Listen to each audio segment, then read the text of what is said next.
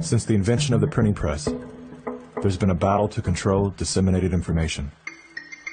In the early 1900s, oil tycoon John D. Rockefeller took control of every newspaper and news editor of his era. He became America's first billionaire, paving the way for the power-hungry ever since. Thus began the gold rush for the modern world's most precious resource, the narrative. Do you have any people being paid by the CIA who are contributing to a major circulation American journal? During a Senate committee investigation, it was revealed that the CIA had been conducting a covert operation to infiltrate and control U.S. media. They called it Operation Mockingbird. We do have people who submit pieces to American journals. Do you have any people paid by the CIA who are working for television networks?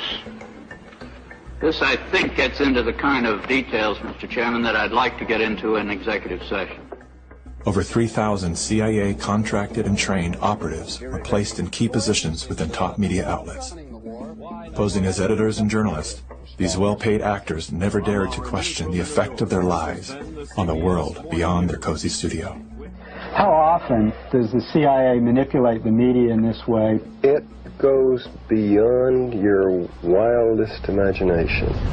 Setting up student organizations so they could draw radical students in. 5,000 university professors co-opted to help the CIA manipulate people's minds. Journalists in the U.S., including big-name journalists, co-opted to function routinely to help the CIA put out stories and biases to the world. As this 1952 CIA memo says, the aim is controlling an individual to the point where he will do our bidding against his will. It's a great brainwashing process to change the perception of reality of every American to such an extent no one is able to come to sensible conclusions in the interest of defending themselves, their families, their community, and their country. Would you say that continues today? Well, I would think probably for a reporter it would continue today, but because of all of the revelations, I think you've got to be much more careful about it. So how do we know that Operation Mockingbird still isn't in effect? Well, we don't. It was the Telecommunications Act of 1996 that opened the door for predatory corporations to monopolize the industries of print and broadcast. This bill protects consumers against monopolies. It guarantees the diversity of voices. Today, a handful of corporate empires own and control the vast majority of everything you read, hear, and watch. From the biggest movie studios, television and radio networks, newspapers and magazines, to the vast universe of internet news and entertainment sites. Amazon has transformed its operations in response to COVID-19 to protect employees and keep packages flowing. The company is keeping its employees safe and healthy while still delivering those packages to your doorstep. The company is keeping its employees safe. Keeping its employees safe. The company is keeping its employees safe. Millions of Americans staying at home. Millions of Americans staying at home. Amazon. And that is how it works. It's like a house of mirrors, where you're seeing the same thing over and over and over again, except it's distorted. There's an industry that is paid to go after and target journalists, whistleblowers, and inundate our consciousness and the images we see to try to ruin, destroy, or smear the idea that they don't like or the person who's delivering it. You smear somebody with falsehoods and all the rest, and then you merchandise it.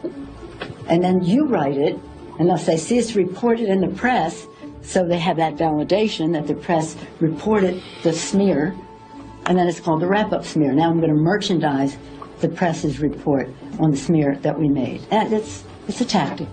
Welcome back, everyone. News personalities are not the only high-paid actors to serve the propaganda machine. Most late-night talk shows are owned by the same corporate overlords, and thus follow the same script, only laced with a laugh. Our main story tonight concerns conspiracy theories. Last Week Tonight with John Oliver featured a skit entitled Coronavirus Conspiracy Theories. Like the claim that the moon landing was faked. First thing to note here is that Mr. Oliver opens with commentary about conspiracy theories that are completely unrelated to coronavirus.